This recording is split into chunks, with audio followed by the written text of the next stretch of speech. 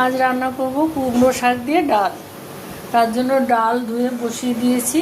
এটার মধ্যে মুগ ডাল আর মুসুর ডাল দু রকমের ডাল আছে। আর ডালটা তো ছাড়িয়ে নিয়েছি, শাকটাকে আলাদা করে ভালো করে চটকে চটকে ধুয়ে রেখেছি। এবার রান্নাটা করি। ডালটা একটু জাল হয়ে গেছে। এইবার এর মধ্যে শাক আর ডাঁটাটা লঙ্কাটা একসঙ্গে, শাক আর এই লঙ্কা ডাঁটা একসঙ্গে দিয়ে দেবো, একটু জাল হবে। তারপরে জাল হোক। এবার একটু নুন হলুদ দিয়ে দেবো এর মধ্যে, পরিমাণ মতো নুন আর হলুদ দিয়ে দিয়েছি।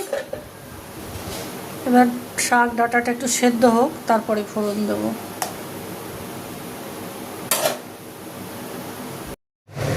এবার ডাল ফোড়ন দেবো। ফোড়নে দেবো পেঁয়াজ, রসুন আর শুকনো লঙ্কা, তেজপাতা, পাঁচফোড়ন। এই দিয়ে ফোড়ন দেবো। কড়াই বসিয়ে দিয়েছি, এবার কড়াইতে দেবো। তেল গরম হয়ে গেছে, এবার ফোড়ন দিয়ে দেবো তেজপাতা, শুকনো লঙ্কা আর পাঁচফোড়ন।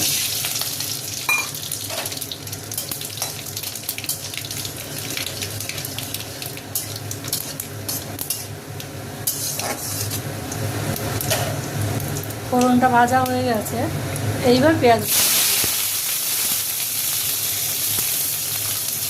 এটা একটু ভাজা হোক, তারপরে পেঁয়াজের শোটা লাল লাল করে ভাজা হয়ে গেছে। এবার এর মধ্যে ডালটা ঢেলে দেবো।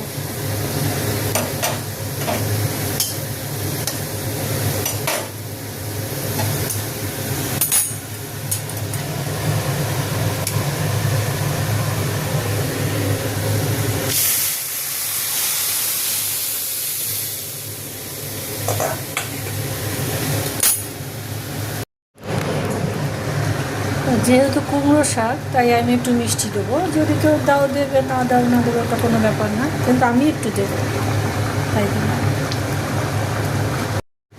আমার কুমড়ো শাকের ডাল হয়ে গেছে, এবার নামিয়ে দেবো।